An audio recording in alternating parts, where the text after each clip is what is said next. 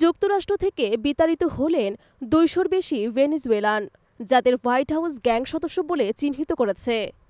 এল সালভাদোরে সুপারম্যাক্স জেলে পাঠানো হয়েছে 20 অ্যারাগুয়া গ্যাংয়ের 238 জন এবং MS-30 গ্যাংয়ের 23 জনকে, যদিও এদের পরিচয় বা অপরাধ সম্পর্কে বিস্তারিত কিছুই জানায়নি যুক্তরাষ্ট্র।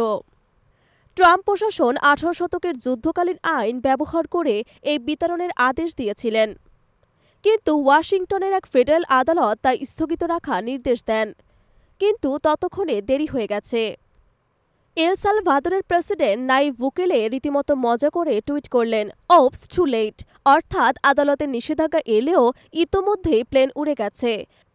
তার পোস্ট করা ভিডিওতে দেখা যাচ্ছে হাতে পায়ে শেকল পরানো বন্দীদের অস্ত্রধারী গার্ডরা প্লেন থেকে নামিয়ে দিচ্ছে। ভেনেজুয়েলা থেকে ছড়িয়ে পড়া ট্রেন্ডে অ্যারাগুয়া গ্যাং এখন আন্তর্জাতিক অপরাধ জগতের এক আতঙ্ক। চাঁদাবাজি, অপহরণ, মানব পাচার সবকিছুতে জড়িত তারা। ট্রাম্প প্রশাসনের মতে এই গ্যাং যুক্তরাষ্ট্রের অস্ত্র ও মাদক চোরাচালানের মাধ্যমে অনিয়মিত যুদ্ধ চালিয়ে যাচ্ছে। 18 শতকের এলিয়ান এলিমিস অ্যাক্ট ফিরিয়ে আনলেন ট্রাম্প। ট্রাম্প নিজেই ঘোষণা করেছেন 1798 সালে এলিয়ান এনিমিস অ্যাক্ট ব্যবহার করে এই বিতরণের সিদ্ধান্ত নিয়েছেন তিনি।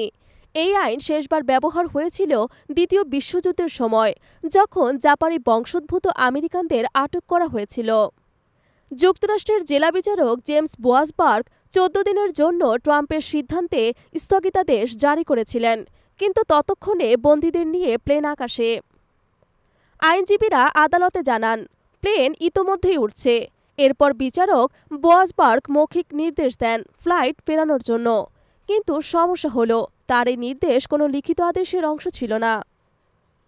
হোয়াইট হাউসের দাবি, কোনো আইন ভাঙা হয়নি।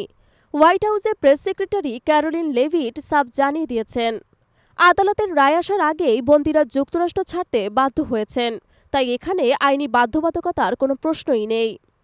বিশ্বজুড়ে বিতর্ক শুরু হয়েছে এই পদক্ষেপ নিয়ে।